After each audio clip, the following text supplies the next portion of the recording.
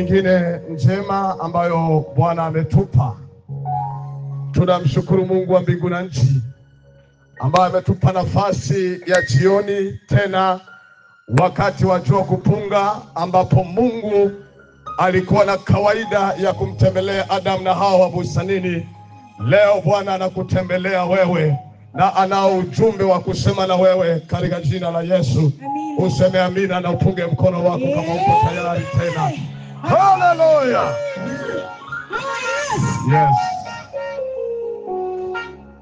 Majina yangu ninaitwa Mchungaji Imani Katana. Mungu amenipa nafasi tena siku ya leo kuweza kushirikishana na wewe neno la uzima. Na jioni ya leo tutakwenda kuangalia habari ya upendo wa Mungu. Tutasoma kama ilivyoandikwa katika kitabu cha Warumi sura ile ya 5, tasoma mstari wa 6 hata mstari wa 8. Neno la Bwana linasema, kwa maana hapo tulipokuwa hatuna nguvu, wakati ulipotimia, Kristo alikufa kwa ajili ya waovu. Kwa kuwa ni shida mtu kufa kwa ajili ya mtu mwenye haki, lakini yawezekana mtu kuthubutu kufa kwa ajili ya aliye mwema. Bali Mungu aonyesha pendo lake yeye mwenyewe kwetu sisi, kwa kuwa Kristo alikufa kwa ajili yetu tulipokuwa tungali wenye dhambi. Bali Mungu aonyesha pendo lake yeye mwenyewe kwetu, kwa kuwa Kristo alikufa kwa ajili yetu tulipokuwa tungali wenye dhambi. Wapendwa katika Kristo, jioni ya leo ninataka tuingie katika roho na tuweze kuangalia pendo la Mungu kwa mwanadamu. Wapendwa wangu, nataka kila mmoja wetu afahamu ya kwamba umeketi na umekuwepo duniani, kwamba Mungu aliye juu mbinguni anakupenda na anakuthamini. Tangia mwanzo kabisa, wakati Mungu aliposema na tufanye mtu kwa mfano wetu, Biblia inasema ya kwamba alifinyanga udongo na udongo ukawa umelala. Baadaye akapulizia pumzi ya uhai, ndipo mtu akawa mtu aliye hai. Mtu yeyote anayejijua atafahamu hakika ya kwamba binadamu sio huyo tunayemwona. Wewe sio wewe tunayekuona, wala mimi sio mimi unayenitazama. Ni kwamba wewe unaishi ndani ya huo mwili, ni kwamba wewe uko ndani ya huo mwili. Ndio maana unasema ukiwa unaumwa, kichwa changu kinaumwa, kichwa changu kinauma. Changu, kichwa chako, wewe ni nani? Unaposema mguu wangu unauma, mguu wako wewe ni nani? Maana yake unaishi kwenye huo mwili. Mtu ni roho, anaishi kwenye mwili. Na ndio maana kila mmoja anapaswa kuwa makini na kufahamu ya kwamba Mungu amekuweka ukae kwenye huo mwili, na iko siku moja ambayo utatoka kwenye mwili, na ukitoka kwenye mwili ndipo tunaposema mtu amekufa. Kufa ni wakati ambapo roho yako imetengana na mwili. Kufa ni wakati ambapo mtu ametoka kwenye mwili. Kama vile ambavyo tunakaa kwenye nyumba, ndivyo tunakaa kwenye hii miili yetu. Ninataka niseme jioni ya leo ya kwamba wewe umetokana na Mungu, wewe ni pumzi ya Mungu. Na ndio maana wakati wowote ukifanya jambo baya, moyo wako unaumia, roho yako inaumia. Kwa nini inaumia? Kwa sababu inajua mwili utaoza, mwili utaenda kwenye udongo, mwili utakufa, utanuka, lakini roho yako itatoka, itakwenda mbele zake aliyoitoa. Utakwenda kusimama mbele za Mungu, na hapatakuwa na mtu wa kukutetea, na hakuna mtu atakayeomba kwa ajili yako baada ya wewe kufa. Maana kuna watu wanajidanganya, wanasema nikifa kuna watu watatoa sadaka, watani kuniombea nilale pema peponi. Hakuna kitu kama hicho. Biblia inasema katika Waebrania sura ya 9 mstari wa 27, kama vile watu walivyowekewa kufa mara moja na baada ya kifo ni hukumu. Ukisha kufa, wanadamu wenyewe hawakutaki wanakuzika. Hata Mungu ukisha kufa, Mungu ni Mungu wa walio hai, si Mungu wa waliokufa. Baada ya kifo ni hukumu. Wakati wa kutengeneza na Mungu, wakati wa kurejea kwa Bwana ni wakati ukiwa hai. Amen. Biblia inaeleza ya kwamba wakati huo wa mwanzo, kwa jinsi Mungu anavyopenda mwanadamu, kila wakati wa jioni alikuwa anaenda kumtembelea mwanadamu, kuzungumza naye, kusema naye wakati wa jua kupunga. Bwana anapenda kukaa na wanadamu. Ndio maana Yesu Kristo anajiita Immanueli. Immanueli maana yake nini? Maana yake Mungu pamoja na wanadamu. Immanueli maana yake Mungu pamoja na wanadamu. Sema amina kama unaelewa. Pamoja na wanadamu. Oh, yes. Watu wengi mnajua malaika wana cheo kuliko mwanadamu. Lakini ukweli ni kwamba akitoka Mungu anakuja mwanadamu, ndio wanakuja malaika. Ndio maana malaika una uwezo wa kuwatuma, kwa sababu malaika wako chini kiviwango kuliko wewe. Bwana anakupenda. Bwana anakupenda. Kwa anapenda kubadilishana mawazo na wewe. Amen. Kila siku jioni moja anakuja bustanini, anakuta Adamu na Hawa hawako bustanini. Swali la kwanza kwenye Biblia anauliza, Adamu uko wapi? Maana Mungu anakupenda. Adamu uko wapi? Kuna mahali ambapo Mungu amekuumba, kuna mahali ambapo Bwana alitamani kukuona, lakini akija kuoni anauliza uko wapi? Ukawa ndio kwanza mwanadamu kujitenga na Mungu. Mwanadamu akawa amejitenga mbali na Mungu, haonekani tena kwenye ratiba za Mungu, akawa mwenye dhambi. Maovu yakawa yameingia. Dhambi ikawa imejenga ukuta kati ya mwanadamu na Mungu. Mungu anampenda mwanadamu, lakini mwanadamu kwa sababu ya dhambi tayari amejitenga na Mungu. Hakika. Sasa sikiliza. Oh, yes. Tunaposema Mungu ni wa upendo, wakati mwanadamu amefanya dhambi, ninyi nyote ni mashahidi. Kama kuna mtu umemtafuta, kuna mtu umesema naye, kuna mtu umemuonya amekupuuza, akaendelea kufanya mambo yake ya hovyo, huwa tunasemaga mwache aendelee. Wanasema mwache. Kwa nini? Kwa sababu tumemwambia na ameamua kuchagua. Mungu amemwambia mwanadamu, ukifanya haya makosa, ukala matunda ya mti ulio katikati ya bustanini, utakufa. Mwanadamu amekwenda amedanganywa na nyoka, amekula na tayari ametenda hiyo dhambi. Mtume Paulo anakuja kuandika mambo haya kwenye barua yake anayowaandikia Warumi. Barua hii ya Warumi iliandikwa mwaka wa 57 baada ya Yesu kuzaliwa. Mwaka wa 57 Paulo anaandika barua kwa Warumi, anawaambia enyi Warumi, wakati akiwa safarini ametoka Korinto, amekusanya misaada kwa ajili ya kanisa la Yerusalemu, yuko njiani anakwenda anarudi, anaandika barua yake, anawaandikia Warumi, Wayahudi na wasio Wayahudi na mataifa walioko kule Rumi.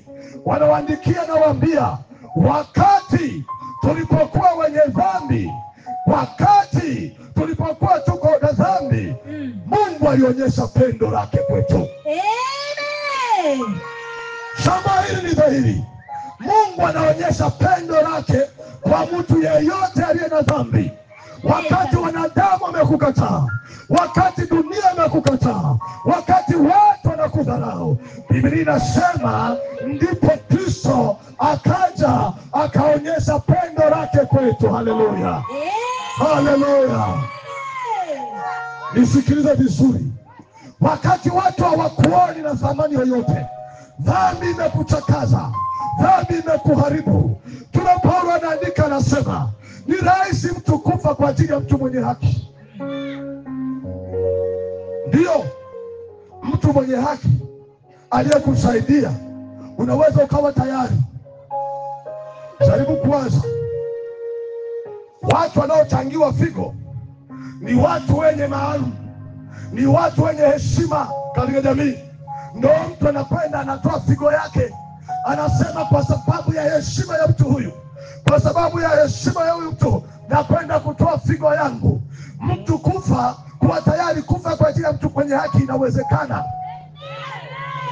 Lakini jaribu kuwaza, cha bangi, cha pombe ambaye anakunywa, figo ikaharibika, waseme nenda kajitolee figo kwa ajili ya huyo cha pombe. Utakataa, utasema hayo ndio maisha aliyoyachagua. Kwa nini? Kwa sababu watu hawako tayari kufa kwa ajili ya watu wabaya. Watu hawako tayari kufa kwa ajili ya watu wabaya.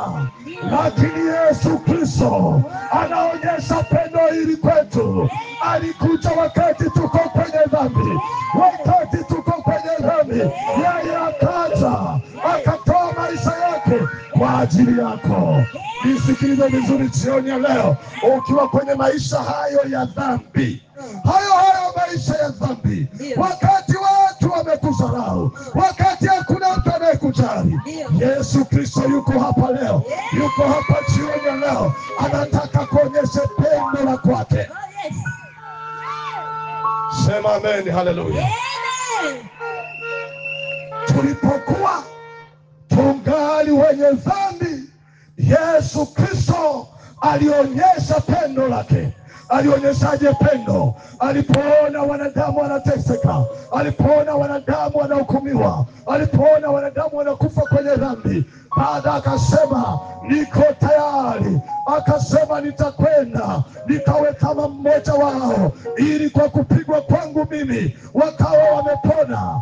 Akaacha enzi, akaacha utukufu, akaacha kusujudiwa, akaacha minenda na heshima, akatujia sisi tulio wenye dhambi, akaja kwa ajili yako uliye mwenye dhambi, ili aje kukuokoa. Haleluya. Inawezekana huelewi kwamba huu wokovu, tunaposema mtu ameokoka, ameokokaje? Maana ya kuokoka, maana yake ni kusalimika.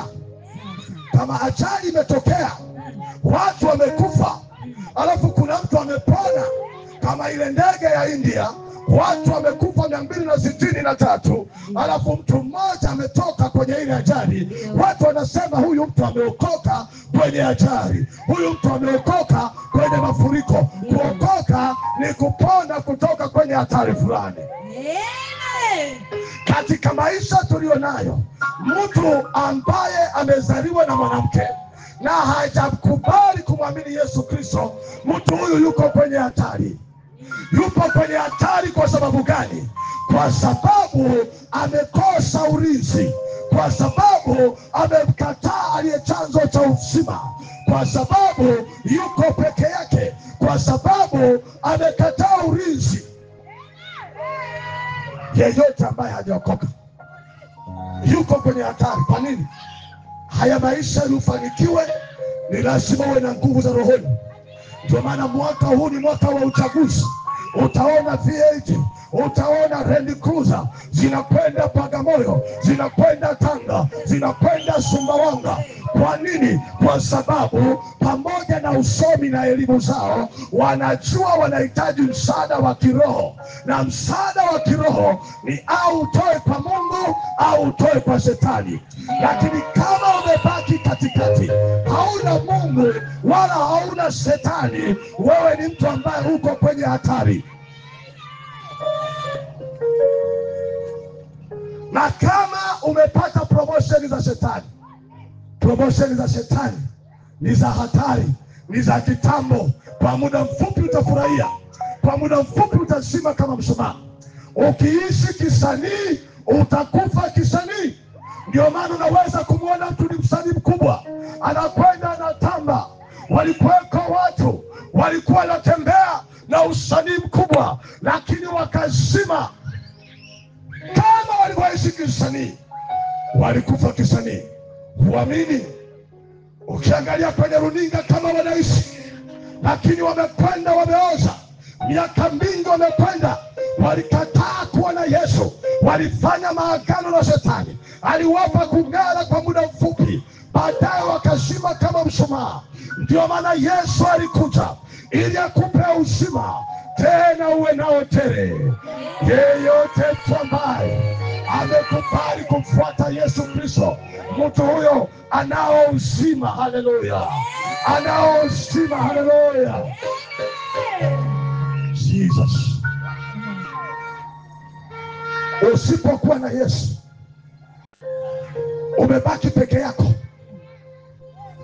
unakuwa hauna ulinzi. Wachawi wakija usiku wanakwenda kukuribisha. Unaamka asubuhi umechoka, shingo inauma, unasema nililala vibaya. Shingo, haukulala vibaya, walikubeba msobe kwa sababu hauna ulinzi. Wamekulimisha usiku kucha, wamekukalia kwenye vikao vyao vya kichawi, maana hauna Yesu, maana hauna ulinzi. Lakini mtu akiwa ndani ya Kristo anakuwa kama panzi aliyefichwa ndani ya chupa, ambapo kuku akitaka kumdonoa anagonga chupa. Kuku akitaka kumla panzi anagonga chupa, panzi anakuwa salama.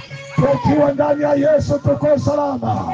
Hakuna uganga wala uchawi, hakuna uasherati wala uchangudoa, hakuna ulevi wala wizi wala uchambazi. Ndani ya Yesu kuna usalama. Mtu mmoja alisema, usipokuwa na Yesu unakuwa kama kumbikumbi. Kumbikumbi hana usalama. Mvua zikinyesha, kumbikumbi anaanza kutoka kwenye mashimo.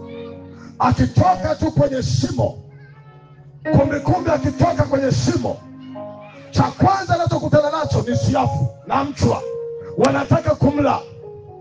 Kumbikumbi akisema nipae, akipaa tu juu kidogo anakutana na ndege. Ndege wanalala usiku, lakini siku kumbikumbi wanatoka, ndege wanamdaka, wanamla. Kumbikumbi akisema nienda kwenye taa, anakuta wanadamu wameweka na maji, ili kumbikumbi akidondokea kwenye maji wamkamate, wamtoe manyoya, waende wakamle. Mtu yeyote ambaye hauna Yesu hauna usalama. Malengo yako hayawezi kutimia kwa sababu hauna Yesu. Lakini ukiwa na Yesu, Yesu anaongoza njia yako. Ndio maana maandiko yanasema, tulipokuwa tuna dhambi, yeye alikuja akafa kwa ajili yetu. Kwa nini? Ili atusaidie, ili atuongoze, ili aturinde, ili atutetee. Duniani uwe malavia, na mbinguni uzima wa milele. Haleluya. Ndio unashangaa sasa, unajishangaa. Mtu umemzidi cheo, umemzidi umri, umemzidi kipato, umemzidi kyote, lakini ukitembea anakudharau. Unashangaa huyu mtu, kwa nini ananidharau? Anakudharau kwa sababu akikuangalia, akikupima kwenye mizani, umepimwa kwenye mizani na umeonekana umepungua. Hauna kinga, hauna Yesu. Ni mwepesi kama jani. Anajua akitaka kukupiga kipawa na kupiga, akitaka kukukanyaga shingo na kukanyaga, akitaka kukukaba anakuja na kukalia usiku. Unaanza kufurukuta, unafurukuta. Uliwahi kusikia ukisema kwa jina la Yesu anaondoka, sauti haitoki, unakomaa kwa sauti haitoki, amekukaba.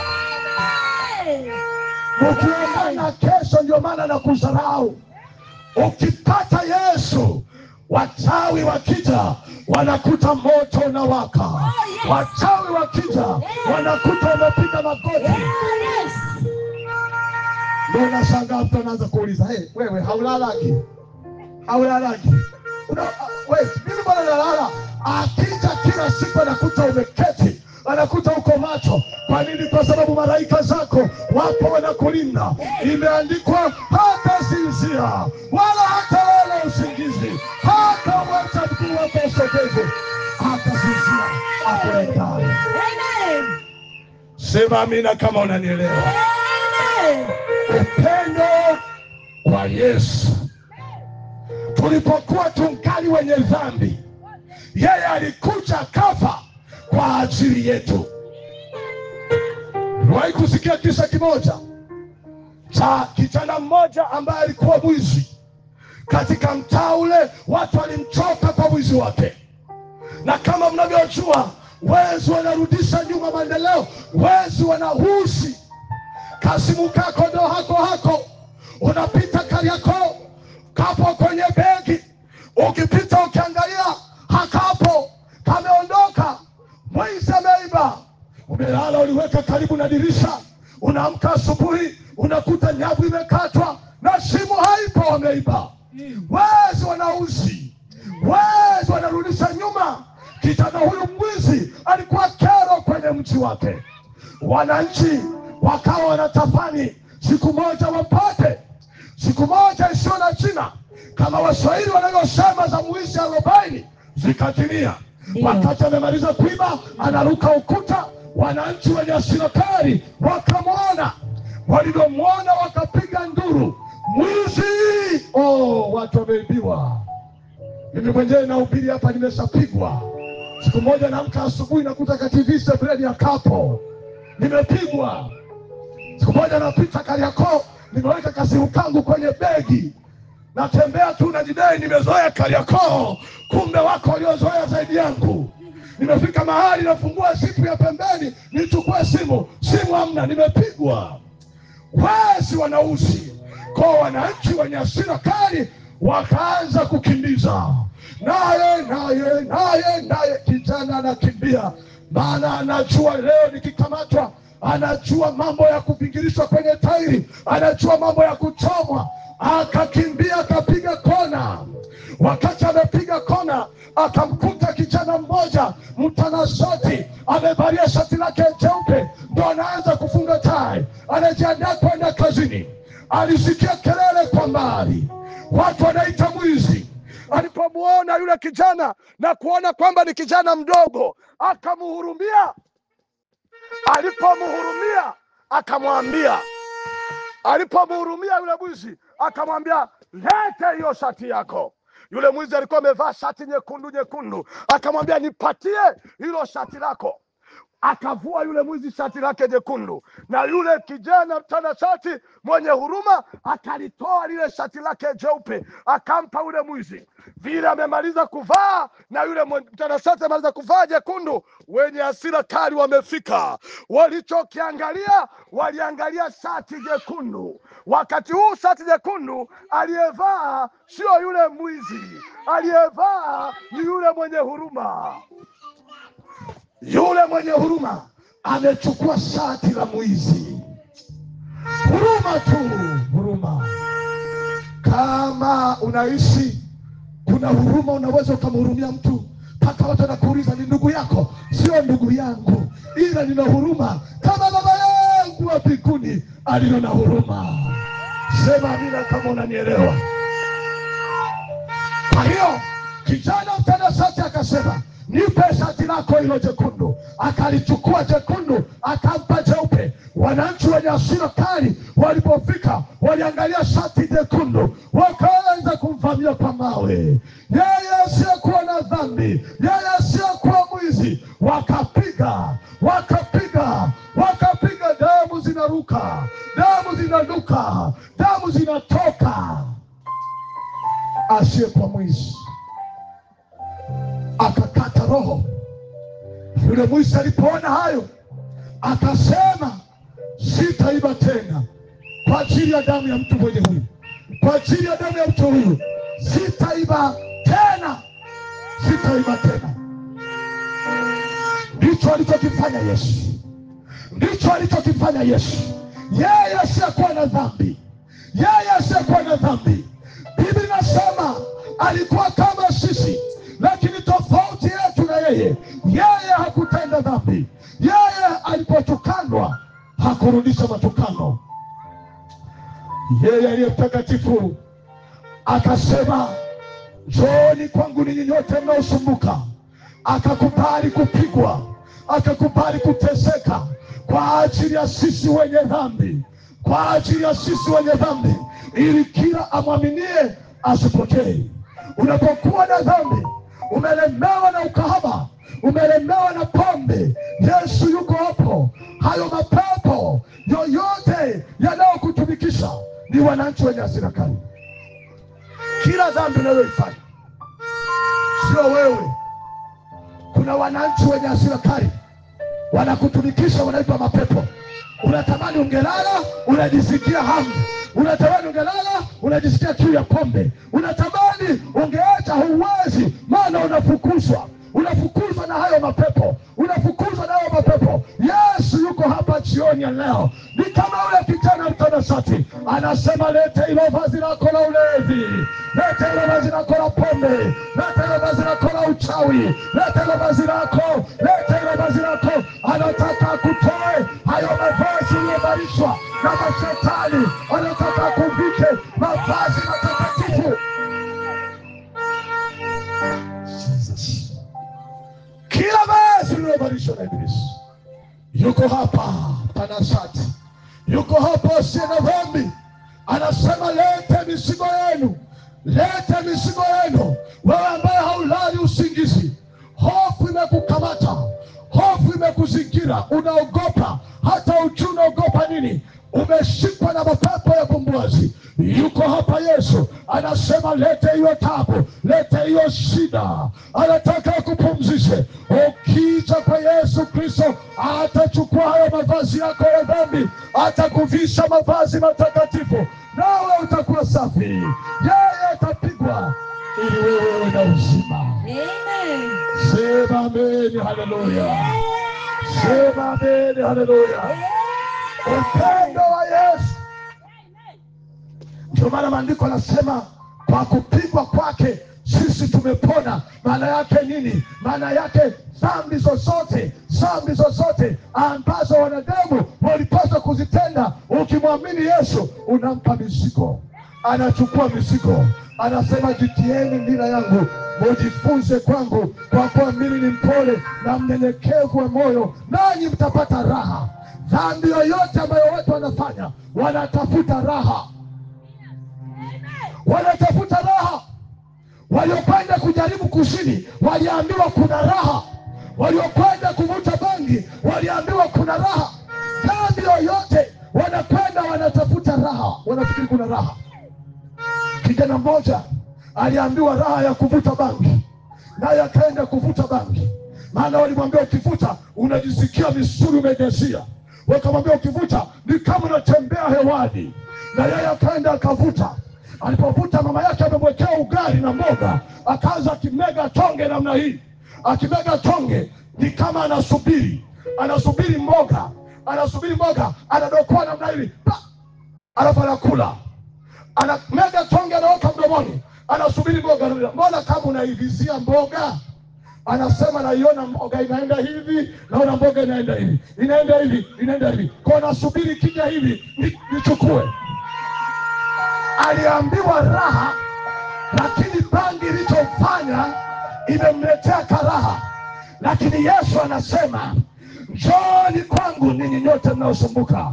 Anasema tujitie nira yake, tujifunze kwake, kwa kuwa yeye ni mpole na mnyenyekevu wa moyo. Anatuamuru, anasema, nanyi mtapata raha. Iko raha kwa Yesu, haleluya. Iko raha kwa Yesu, haleluya. Iko raha. Hey! Kwa Yesu kuna raha. Kwa Yesu kuna raha. Unanisikiliza leo, umeumbizwa na yule ambaye ulimwambia tuko pamoja kama samaki na maji. Ulisahau kwamba maji ndio yanamchemsha samaki kwenye sufuria. Umechemshwa leo na maji kwenye sufuria samaki. Unalia, umeumizwa, unasema ningejua. Maumivu ya moyo, unasema sitapenda tena. Umepigwa, hauna raha tena. Lakini tulio ndani ya Yesu, Yesu hajui kumsaliti mtu, Yesu hajui kumwacha mtu. Anasema, yeyote anayekuja kwangu sitamtupa nje kamwe. Sitamtupa nje kamwe. Sitamtupa nje kamwe. Hakuna raha kwenye bangi. Bangi inaleta matatizo. Hakuna raha kwenye uasherati. Uasherati ni matatizo. Hakuna raha kwenye uchawi.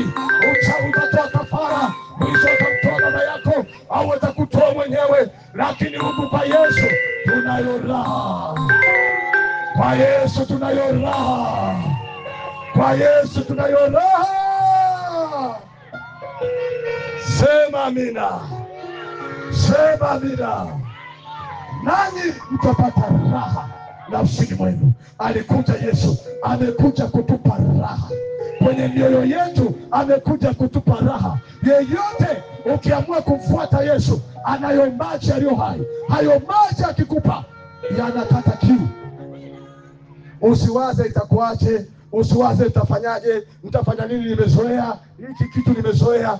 Ukipata Yesu, Yesu anakupa maji yaliyo hai. Hayo maji ukiyanywa yanaondoa kiu ya dhambi, unapokea nguvu. Imeandikwa wote waliompokea aliwapa uwezo wa kufanyika wana wa Mungu. Anakupa uwezo mwanamke, anakupa uwezo binti, anakupa uwezo kijana. Wewe ukimpokea anakupa uwezo. Haleluya, haleluya. Anakupa uwezo. Wakati vijana wengine wote wanashindwa kuishi maisha matakatifu, mabinti wanashindwa kuishi maisha matakatifu, ukimpata Yesu anakupa uwezo. Nilimpata Yesu nikiwa darasa la 7. Mwalimu wangu alikuwa ameokoka. Mwalimu wangu mkuu alikuwa ameokoka. Akatuhubiria darasa la 7 wote, na akatangaza anayetaka kuokoka. Na kwa vile amehubiri mwalimu mkuu, wote darasa zima nilipita. Hata wewe ungekuwepo ungepita. Lakini wengine walipita ili wamridhishe mwalimu mkuu. Lakini mimi nilipita, nilikuwa nimedhamiria. Nikiwa kijana mdogo kabisa, nikasema Yesu nisaidie. Wakati kaka zangu wananiambia ya kwamba haiwezekani kijana ukashinda barahe, ukashinda ujana bila kuzini, nikasema Mungu nisaidie. Kuliko kuzini bora unichukue nije kwako nife kuliko kukutenda dhambi Mungu. Nikatembea kwenye ujana bila kuzini. Inawezekana binti kuishi maisha mpaka unaingia kwenye ndoa bila kuzini. Inawezekana kijana, inawezekana. Maana ukimpata Yesu Kristo anakupa raha. Hiyo raha ikiwa ndani yako, hiyo raha ikiwa ndani yako inazidi raha ya uasherati, inazidi raha ya tamaa. Kwa hiyo kama kuna watu walikuwa wanakutishia, haiwezekani, haiwezekani, lazima uonje, lazima ufanye hiki na kile, ni mapepo, ni ushetani. Mungu alisema usizini kwa sababu anafahamu ya kwamba inawezekana kijana kuto kuzini. Sema amina kama unaelewa. Sema amina kama unaelewa. Dhambi yoyote anayoifanya mwanadamu ni nje ya mwili wake. Lakini yeyote anayefanya uasherati anafanya dhambi juu ya mwili wake mwenyewe. Na anayelala na kahaba ameunganishwa na kahaba. Tendo la ndoa iliwekwa kuunganisha watu wawili wawe mwili mmoja. Unapofanya zinaa, unaposeksi na mtu, unaunganishwa na huyo mtu. Na mkisha unganishwa na huyo mtu, maana yake ya kwake yanakuwa ya kwako, na ya kwako yanakuwa ya kwake. Ndio maana watu wengi nyota zao, vibali vyao vilipotea walipopoteza bikira zao.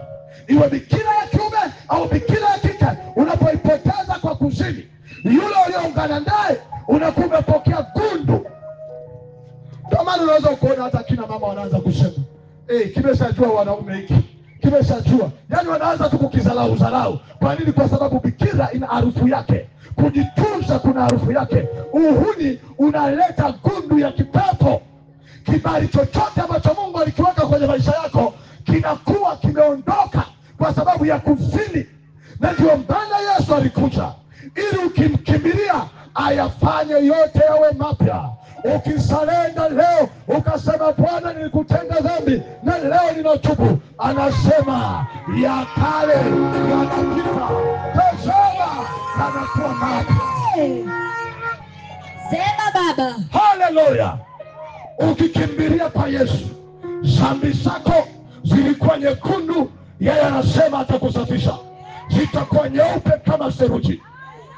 Nisikize vizuri, wako watu mmetoa mimba, wako watu mliingia kwenye maagano ya upendo na wanadamu, kafika mahali mkatoboa damu zenu, mwanaume akatoboa na ukatoboa, mkachanganya, na baada ya kuchanganya mkasema kabisa kwamba mimi nikikuacha wewe niwe kichaa, mimi nikikuacha wewe niwe nife, mimi nikikuacha wewe nisiolewe tena. Pasta, kuna watu tunasumbuka nao kwenye maombi kwa sababu ya maagano. Watu wametoboa kabisa damu zao, wameweka kwenye glasi. Unaniangalia, unanisikiliza, mmekunywa, na shetani akiona hivyo anapambana sana ili kiharibike, na kikisha haribika, kwa sababu damu inaongea, yale maneno yanaendelea kusema. Sio wote wanaokota makopo wamerogwa, sio wote ambao hawaolewi wamerogwa. Kuna watu mlishajitamkia maneno magumu, kuna watu mlishajitamkia vifungo vigumu, kuna watu mlishaingia kwenye maagano magumu ya zinaa, ya uasherati. Leo Yesu yuko hapa, leo Yesu yuko hapa. Ukikimbilia kwa Yesu, Yesu atakuokoa, Yesu atafuta hayo maagano. Mtu akiwa ndani ya Kristo amekuwa kiumbe kipya. Yesu anafanya yote awe mapya jioni ya leo. Yes. Anafanya yote awe mapya jioni ya leo. Ulifanya hayo kwa sababu ulikuwa hujui, ulipogoa hiyo mimba kwa sababu ulikuwa hujui, lakini leo Bwana anafanya yote kuwa mapya, yote kuwa mapya. Ukikimbilia kwa Yesu jioni ya leo, utapokea wokovu. Amen. Utapokea wokovu. Amen. Utapona. Amen. Utakuwa kiumbe kipya. Amen. Haleluya, haleluya. Amen. Upendo wa Mungu, upendo wa Mungu ni wa kipekee sana. Alitupenda tulipokuwa tungali wenye dhambi. Sema amina kama unanielewa. Amen. Haleluya, haleluya. Amen. Sema amina kama unaelewa tena. Amen. Nimalizie na kisa kimoja cha mwisho, alafu twende tufanye maombi. Kulikuwa na binti mmoja ambaye alizaliwa kipofu. Binti huyo alikuwa mrembo, alikuwa mzuri, macho yake ukiangalia ni kama yanaona, kumbe hayaoni. Kaendelea kukua, kakua, alipofika umri amevunja ungo, akawa binti mzuri, anapendeza, lakini haoni. Kwa alijisemea moyoni mwake, kwa sababu sioni, siwezi kuolewa. Basi akajitokeza kijana mmoja ambaye alipenda, akasema mimi nitakuoa hivyo hivyo ulivyo, vivyo hivyo ulivyo mimi nitakuoa, nikubalie. Yule binti ambaye alikuwa haoni akasema mimi siwezi kuolewa na wewe mpaka nipate kuona. Siku nitakapoona nitafunga ndoa na wewe, siku nitakapoona. Siku zikaenda, akasikia kuna mtu amejitolea macho, kaenda India, operesheni ikafanyika, macho akapata kuona, akarejea. Alivyorejea, yule kijana muoaji akafika, akamwambia sasa unaona, na tufunge ndoa sasa, maana umeona. Binti akamwangalia akasema mimi nilijua wewe unaona, kumbe wewe mwenyewe ni kipofu. Mimi siwezi kuolewa na mtu ambaye haoni, siwezi kuolewa na mtu ambaye haoni, siwezi kuolewa na mtu haoni, kumbe wewe ni kipofu. Na kwa vile alikuwa mzuri, siku hazikupita nyingi, uchumba ukatangazwa. Siku ya ndoa ikafika, ikatangazwa. Yule kijana asiyeona na fimbo yake nyeupe akamwomba kijana mmoja mpeleke kwenye ukumbi. Kabeba boksi lake lililofungashiwa karatasi nzuri ya zawadi, akatembea akafika kwa bibi harusi ambaye alipenda sana, ambaye alikuwa na mfariji wakati wote, ambaye alikuwa pamoja na yeye wakati wote.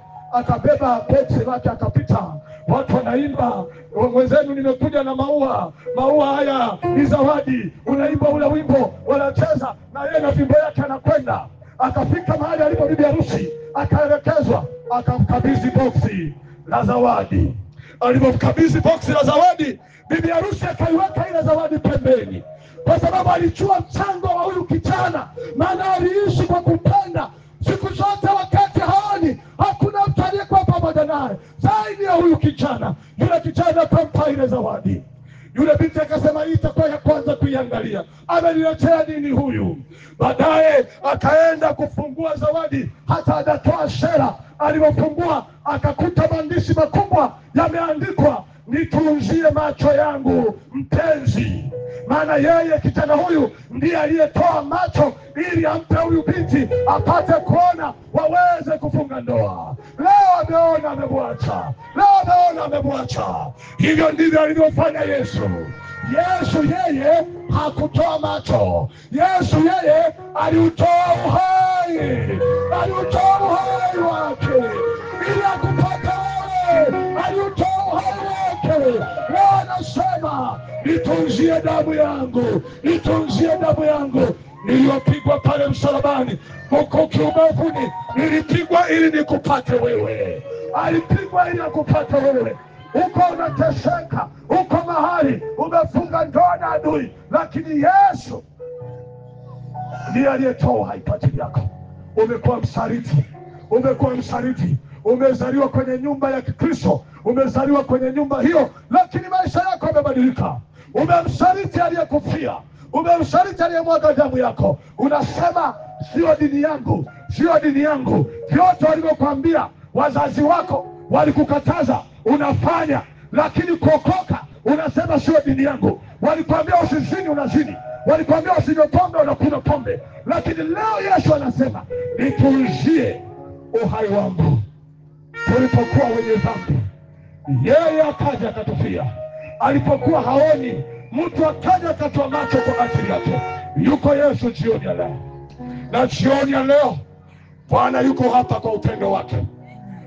Ukikubali kupokea upendo wake, atakupa utakatifu wake, atakupa wema wake, atakupa baraka zake, atakusaidia. Sema amina kama unaelewa. Simama kwa miguu yako.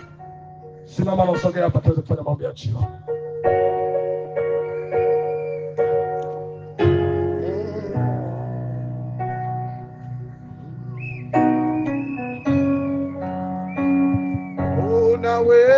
Unaweza Yesu, unaweza Yesu, unaweza Yesu, unaweza. Sogea, sogea, sogea, sogea. Yesu, nikuburemu.